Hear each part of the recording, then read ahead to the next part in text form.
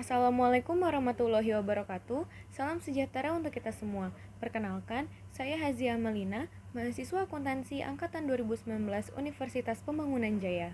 Perkenalkan, nama saya Harasa Latifah. Saya mahasiswa akuntansi angkatan 2019 di Universitas Pembangunan Jaya.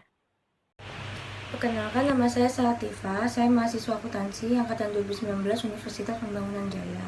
Pada kesempatan kali ini, kelompok kami akan membahas mengenai salah satu materi dari perpajakan. Namun, sebelum masuk ke pembahasan materi, terlebih dahulu saya akan menjelaskan mengenai apa itu pajak. Pajak merupakan kontribusi masyarakat kepada negara yang sifatnya wajib dan memaksa berdasarkan undang-undang untuk digunakan sebesar-besarnya kemakmuran rakyat. Pajak ini ada banyak macamnya, ada pajak penghasilan, pajak bumi dan bangunan, pajak kendaraan bermotor, PPN, dan masih banyak lagi. Tapi kali ini kami akan membahas mengenai PPN, karena menurut kami PPN merupakan pajak yang paling sering diterapkan dalam kehidupan sehari-hari. PPN merupakan singkatan dari pajak pertambahan nilai. Pajak ini akan dikenakan di setiap transaksi jual beli atau penyerahan barang dan jasa kena pajak yang dilakukan oleh pengusaha kena pajak. Salah satu dasar hukum dari pengenaan PPN ini adalah Undang-Undang Dasar Nomor 42 Tahun 2009 mengenai perubahan ketiga atas Undang-Undang Dasar Nomor 8 Tahun 1983 tentang pajak pertambahan nilai barang dan jasa dan pajak penjualan atas barang mewah. Dalam Undang-Undang Nomor 42 Tahun 2009 ini memuat tentang segala hal yang berkaitan dengan apa saja yang termasuk objek pajak yang dikenakan PPN, tarif PPN, tata cara perhitungan, penyetoran, pelaporannya, dan lain-lain.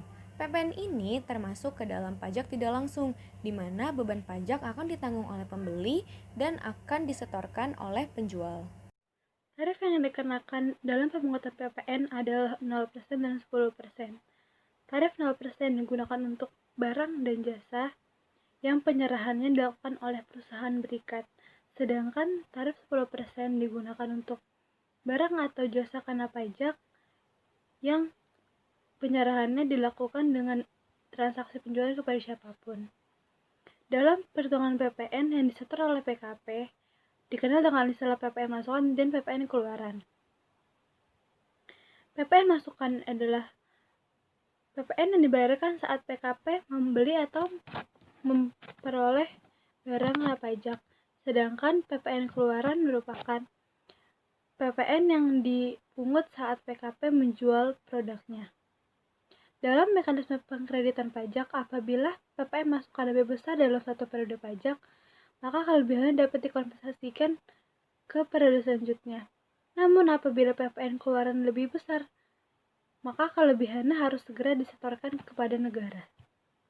Apabila yang ingin dijual PKP adalah aset tetapnya, maka PKP tersebut bisa berpacu pada aturan di pasal 16D Undang-Undang PPN, yang mana apabila aset tetap dibeli tanpa mengkreditkan PPN masukannya, maka saat menjual aset tersebut PPN keluarannya tidak dipungut.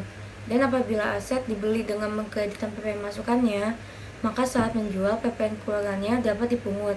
Selain melihat PPN masukannya, jika ingin menjual suatu aset, maka harus dilihat juga fungsi dari aset tersebut.